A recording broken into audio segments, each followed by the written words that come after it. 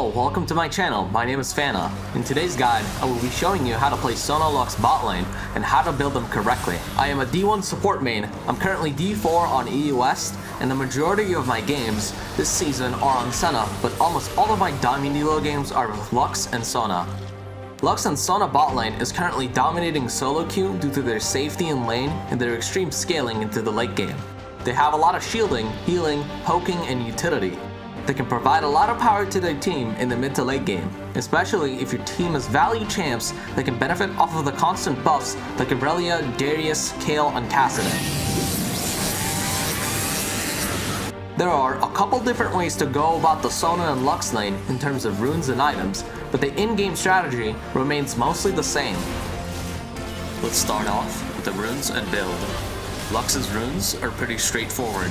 You'll be taking Guardian for the beefy shield, Shield Bash for the easy bonus damage, as you'll almost always have a shield applied to you when you're in combat.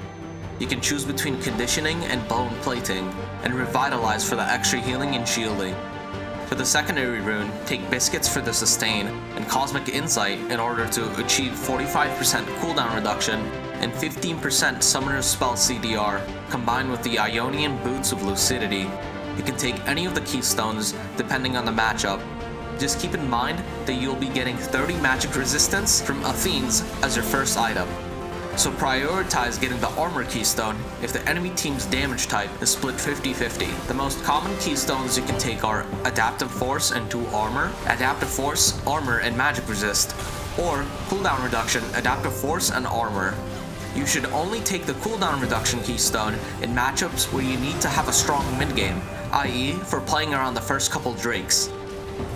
Her build isn't super fluid like Sona, as you should only build support items unless you really need Zhonya's or the very rare case that your team can't build Grievous wounds, so you have to buy Morello's. Always go Athene's first item, since it's super cheap and gives you much needed sustain through its passive. And it's also going to give you a 100% base mana regen.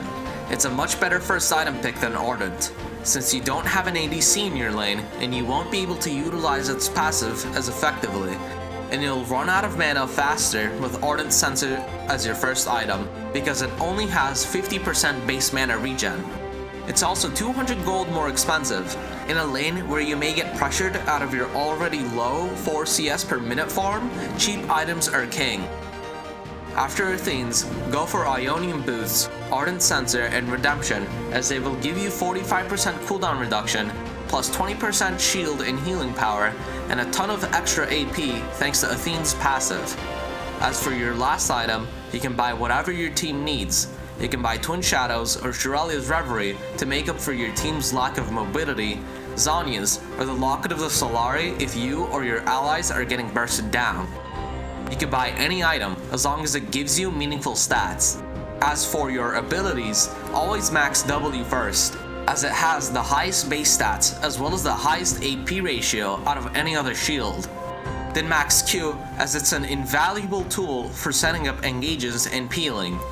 Its mana cost doesn't increase per rank, unlike your E, which can become too costly for your mana if you max it second.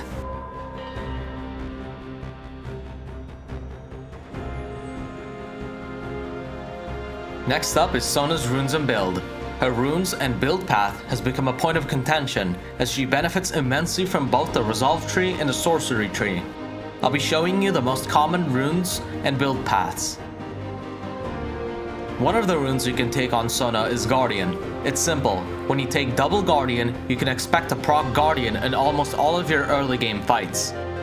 Next on the resolve tree, you need to pick up Shield Bash, as for the same reason I've explained with Lux. Then, either Conditioning or Bone Plating depending on the matchup. And lastly, pick Revitalize. High elo players prefer Conditioning, as it provides 2 keystones worth of armor, as well as 1 keystone of magic resist, and plus 5% armor and magic resist on top. Taking Conditioning will let you pick 2 Adaptive Force, as AP is very valuable on Sona and you don't want to miss out on the extra 20 AP. Pick Bone Plating only when you think you might get punished in lane, either by an aggressive bot lane or the enemy jungler. Take Inspiration for your secondary tree. Then pick Magical Footwear and Cosmic Insight. With this rune page, you should dedicate your early game to getting as much farm as you can optimally, and avoid taking long trades. This one's my personal favorite. With this rune page, you can catch the enemy bot lane off guard and force them to take bad trades due to your high burst damage.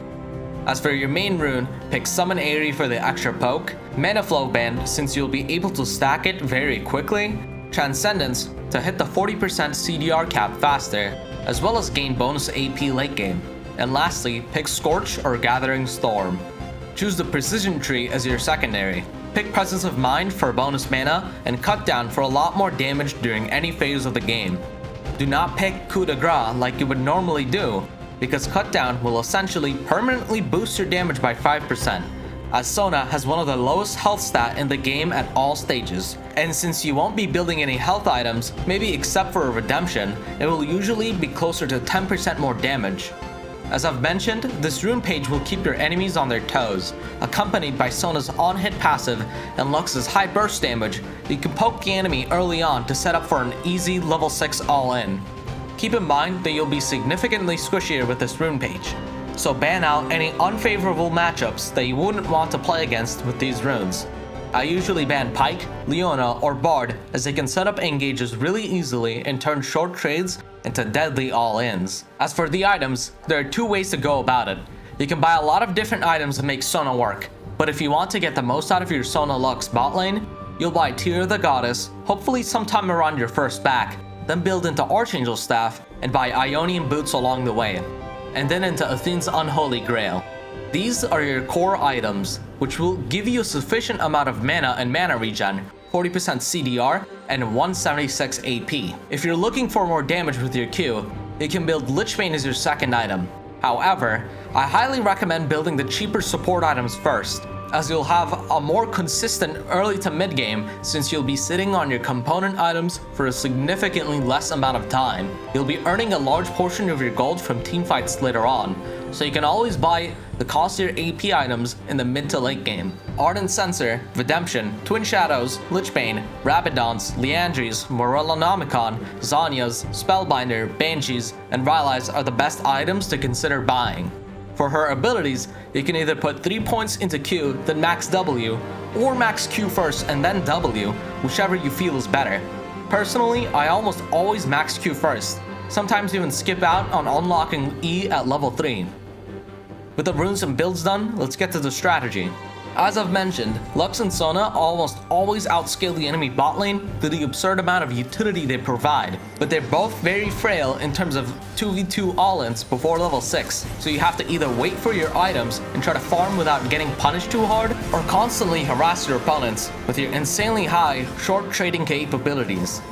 Once you get level 6, you'll get sufficient kill pressure since it's really easy for both of them to follow through with each other's abilities. A single rotation of their spells can lead to a kill against most bot lanes. With this kill pressure and the amount of buffs you can provide, make sure to play around Drake with your jungler. Bonus points if you can get your jungler to pick good skirmishers like Hecarim, Graves, Vi, Nocturne, Shyvana, and Olaf. You can also look for a roam to mid if you're coming from base, or if the enemy bot lane is freezing the wave on their side. Try to set up wards on these positions so your mid and jungle can have an easier time during lane, especially if your opponent has a support that can roam easily like Pike, Thresh, Leona, or Nautilus. That sums up the Sona Lux bot lane. Be sure to stay tuned for the follow-up video where I show you guys a play-by-play analysis, my thought process as I'm playing this weird double support duo, and talk more about what's next for the bot lane meta. If you like this video, leave a like and subscribe. If you have any questions, leave a comment below and I'll see y'all in the next one.